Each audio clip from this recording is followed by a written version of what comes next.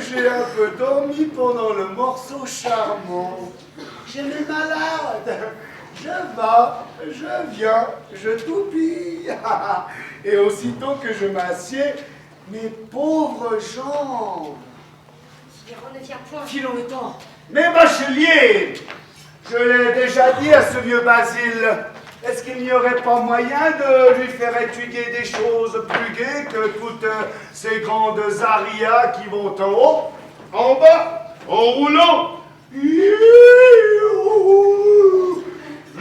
et qui semblent autant d'enterrements?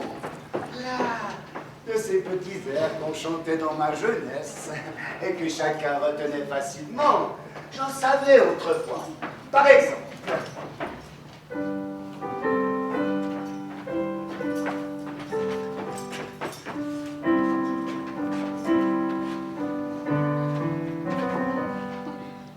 près de ma rosinette, sensible Joliette.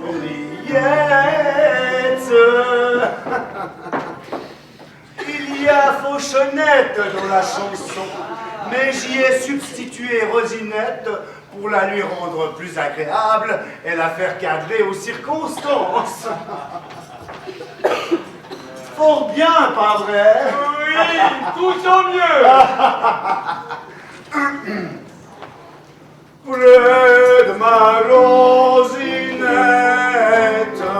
sensible Joliette, mon âme est guillerette, mon cœur danse le menuet.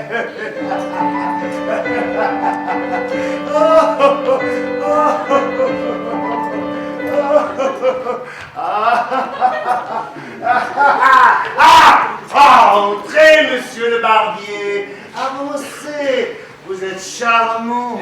Ma mère me l'a dit autrefois, mais je suis un peu déformé depuis ce temps-là. Bravo, monseigneur. Venez-vous purger encore, saigner, droguer, mettre sur le grabat toute ma maison? Il n'est pas tous les jours fait, monsieur. Mais sans compter les soins quotidiens, monsieur a pu voir que lorsqu'ils en ont besoin, mon zèle n'attend pas qu'on lui commande. Votre zèle n'attend pas qu'on lui... Que direz-vous, monsieur le zélé, à ce malheureux qui baille et dort tout éveillé, et l'autre qui, depuis 3 heures, éternue à se faire sauter le crâne et jaillir la cervelle? Ce que je leur dirais, Oui? parbleu, je dirais à celui qui éternue, Dieu vous bénisse, et va te coucher à celui qui baille. Ce n'est pas cela, monsieur, qui grossira le mémoire. Vraiment, non. Mais cela saignait, et les médicaments qui le grossiraient.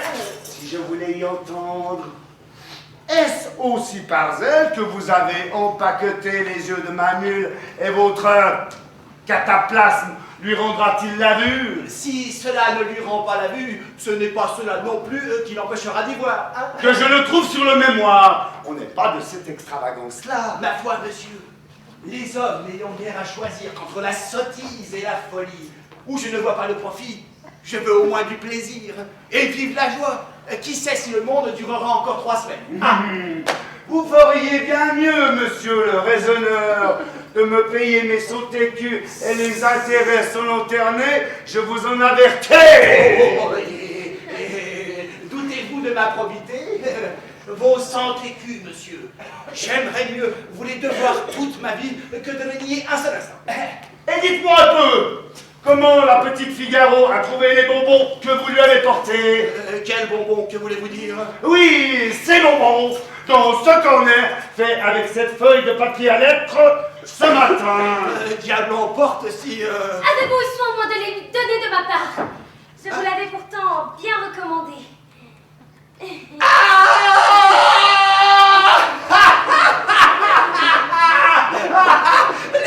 Les bonbons de ce matin. Ah oui, que je suis bête, moi. J'avais perdu tout cela de vue.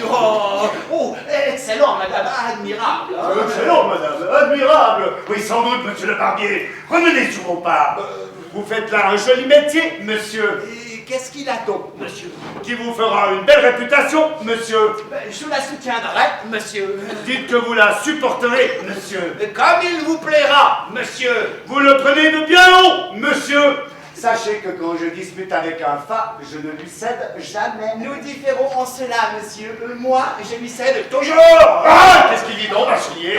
Que vous croyez avoir affaire à quelques barbiers de village qui ne sait manier que le rasoir? Si.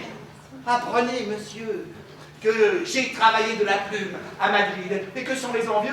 Et que diriez-vous sans venir ici, changer de profession? On fait comme on peut. Mettez-vous à ma place. Me mettre à votre place? À parbleu, je dirais de mettre sottise.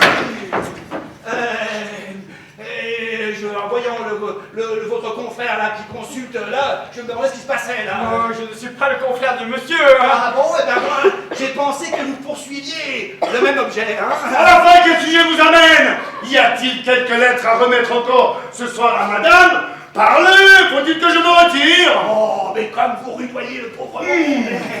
Parbleu, je viens vous raser, voilà tout. N'est-ce pas aujourd'hui votre jour? Vous reviendrez tantôt. Oui, revenir. Toute la garnison prend médecine demain matin. J'en ai obtenu l'entreprise par mes protections. Vous jugez comme j'ai du temps à perdre. Monsieur passe-t-il chez lui? Non, monsieur ne passe point chez lui. Et mais qui empêche qu'on ne me rase ici? Vous êtes honnête? Et pourquoi pas dans mon appartement? Tu te fâches, pardon mon enfant. Tu vas achever de prendre ta leçon. C'est pour ne pas en perdre un instant le plaisir de t'entendre. On ne le tirera pas d'ici. L'éveillé! L'éveillé! La jeunesse! De l'eau! Le bassin! Tout ce qu'il faut à monsieur! Sans doute, appelez-les. Oh, fatigués, harassés, moulus de votre façon. N'a-t-il pas fallu les faire coucher? Eh bien, j'irai tout chercher moi-même, n'est-ce pas, dans votre chambre? Je vais la tirer dehors. Non, non, j'y vais moi-même. Donc, ayez les yeux sur eux, je vous prie. Nous l'avons au Québec. Il allait me donner le trousseau. La clé de la jalousie, n'y est-elle pas? C'est la plus neuve de toutes. Bon, je ne sais pas ce que je fais de laisser ici ce maudit barbier. Tenez, dans mon cabinet, sous mon bureau. Mais, touchez à rien. Peste, il y ferait bon, méfiant comme vous êtes. Voyez comme le ciel protège l'innocence. C'est le drôle qui a porté la lettre au comte. Il m'a l'air d'un fripon. Il ne m'attrapera plus. Ah, je crois qu'à cet égard, le plus fort est fait. Tout considéré, j'ai pensé qu'il était plus prudent de l'envoyer dans ma chambre que de le laisser avec elle. Mais il n'aurait pas dit un mot, que je n'eusse été entière. Il est bien poli, messieurs, de parler bas sans cesse. Et ma leçon? Qu'est-ce que j'entends? Le cruel barbier aura tout laissé tomber dans l'escalier. Et les plus belles pièces de mon nécessaire. Oh, profitons du moment que l'intelligence de Figaro nous ménage. Accordez-moi, je vous en conjure, madame, un moment d'entretien indispensable pour vous soustraire à l'esclavage où vous êtes tombé. Oh, Linda. Et quant à votre lettre que vous m'avez remise ce matin, je me suis vu penser. Je ne m'étais pas trompé. Tout est brisé, fracassé. Oh, voyez le grand malheur pourtant de train. On y voit goutte sur l'escalier. Moi, en montant, j'ai accroché une clé. Hein. On regarde à ce qu'on fait, accrocher une clé. La bilonne. Ma foi, monsieur, cherchez-en un de plus subtil. Non, Basile! Juste ciel! Oh, c'est le diable! Ah, Basile, mon ami. Soyez le bien rétabli. Autre accident n'a donc point eu de suite.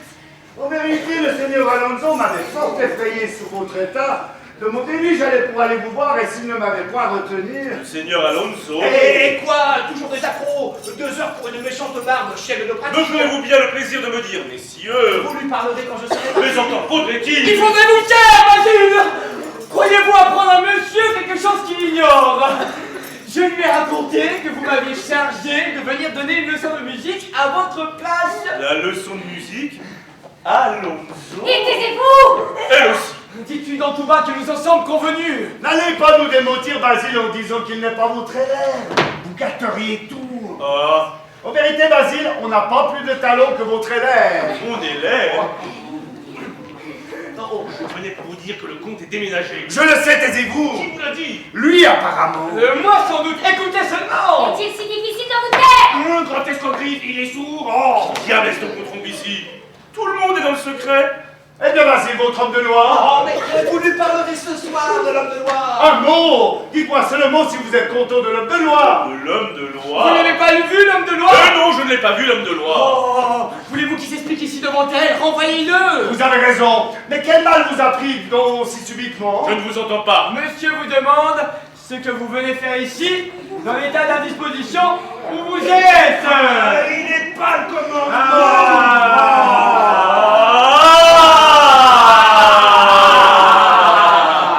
Je comprends. Vous n'êtes pas bien, Basile, et vous nous faites mourir de frayeur. Allez vous coucher. Il a la physionomie toute renversée. Allez vous coucher. Hein. Que l'heure, il sera la fièvre du lieu. Allez vous coucher. Pourquoi donc êtes-vous sortis? On dit que cela se gagne.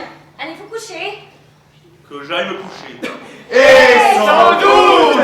En effet, messieurs, je crois que je ne ferai pas mal de me retirer.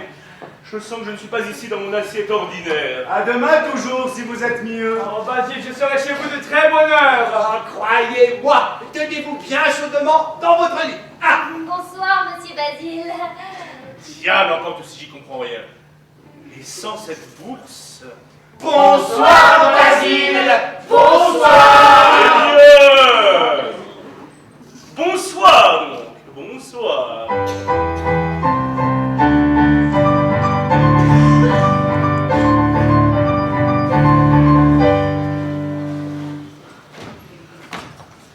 Cet homme-là n'est pas bien du tout. Il a les yeux égarés. Le grand air l'aura saisi, hein. Avez-vous vu comme il parlait tout seul?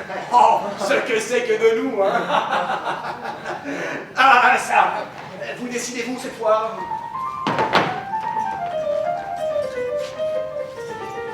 Avant de finir, madame, je dois vous dire un mot essentiel au progrès de l'art que j'ai l'honneur de vous enseigner. Eh mais il semble que vous le fassiez exprès de vous approcher et de vous mettre devant moi pour m'empêcher de voir. Nous avons la clé de la jalousie et nous sommes ici à minuit. Voir si c'était une leçon de danse. Oh, vous passerez d'y regarder, mais du chant, hein. Aïe, aïe, aïe, aïe, aïe, aïe, aïe, aïe, aïe. Qu'est-ce que c'est? Ah, je le sais, quelque chose qui m'est entré dans l'œil. Ne frottez donc Ah pas. oui, c'est vrai, c'est gauche. Voulez-vous y souffler un peu fort? Mais quant à votre lettre que vous m'avez remise ce matin, je me suis trouvé tantôt dans un tel embarras pour rester ici. Désolé de voir encore vos déguisements inutiles. Votre déguisement inutile. Fort bien, madame, ne vous gênez pas. Comment, sous mes yeux même, en ma présence, on m'ose outrager de la sorte? Seigneur Bartolo, Perfide Alonso. si vous avez souvent des lubies comme celles dont le hasard me rend témoin, je ne suis plus étonné de l'éloignement que mademoiselle a pour devenir votre femme. Sa femme?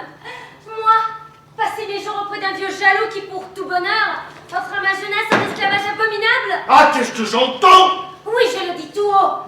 Je donnerai mon cœur et ma main à celui qui pourra m'arracher à cette horrible prison où ma personne et mon bien sont retenus contre toute justice. La colère suffoque. Il est vrai qu'une jeune femme... Une jeune femme a un avantage, voilà ce qui fait tourner la tête d'un vieillard. Hein. Comment, lorsque je les prends sur le fer, maudit barbier, il me prend des envies. Oh, je m'en retire. Il est fou. Oh, mon sidonel, il est fou. Je suis fou, infâme suborneur, émissaire du diable, dont vous faites ici l'office, et qui puisse vous emporter tous. Ah, je suis fou. Ah, je les ai vus, comme je vois ce pupitre, et me soutenir effrontément. Ah, il n'y a que Basile qui puisse m'expliquer ceci. Oui, envoyons le chercher. Oh là, quelqu'un! Ah! J'oublie que je n'ai personne. Un voisin, le premier venu, n'importe.